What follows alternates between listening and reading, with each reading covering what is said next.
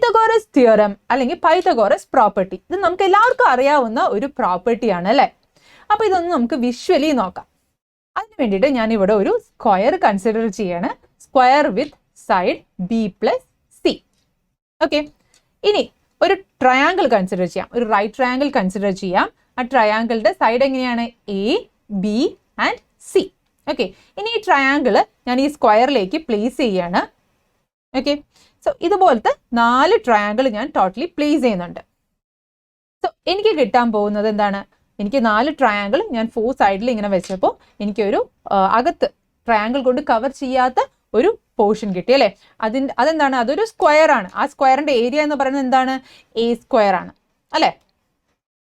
ഇനി ഞാൻ ഇതേപോലെ അതായത് b plus c സൈഡുള്ള ഒരു സ്ക്വയർ കൺസിഡർ ചെയ്യാണ്.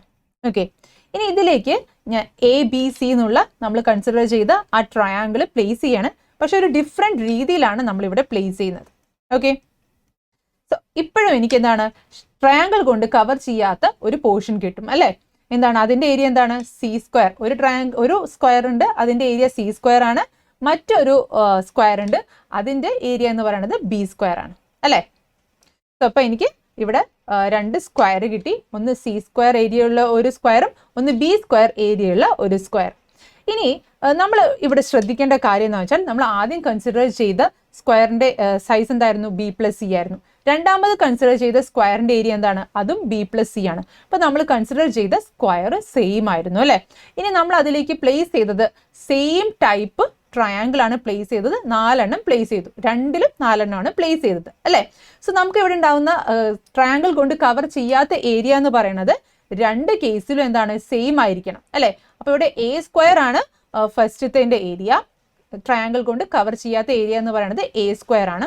രണ്ടാമത്തെ കേസിൽ അതിന്റെ ഏരിയ എന്ന് പറയുന്നത് ടോട്ടൽ ഏരിയ എന്ന് പറയുന്നത് എന്താണ്? b square plus c square ആണ് അല്ലേ? ട്രയാങ്കിൾ കൊണ്ട് കവർ ചെയ്യാത്ത ഏരിയ എന്ന് പറയുന്നത് b square plus c square ആണ് അല്ലേ? അപ്പോൾ ഇത് രണ്ടും എന്താണ്? ഈക്വൽ ആയിരിക്കണം അല്ലേ? സോ നമുക്ക് എന്ത് പറയാം? a square is equal to b square plus c square എന്ന് പറയാം. സോ ഇതാണ് നമ്മുടെ പൈതഗോറസ് തിയറം പറയുന്നത്.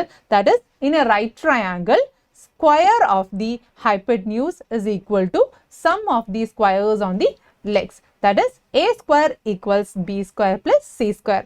So ഈ ഒരു ഐഡിയ എല്ലാവർക്കും ക്ലിയർ ആയിട്ടുണ്ടാവുമെന്ന് വിചാരിക്കുന്നു. അപ്പോൾ നമുക്ക് അടുത്ത വീഡിയോയിൽ കാണാം. Till then, bye.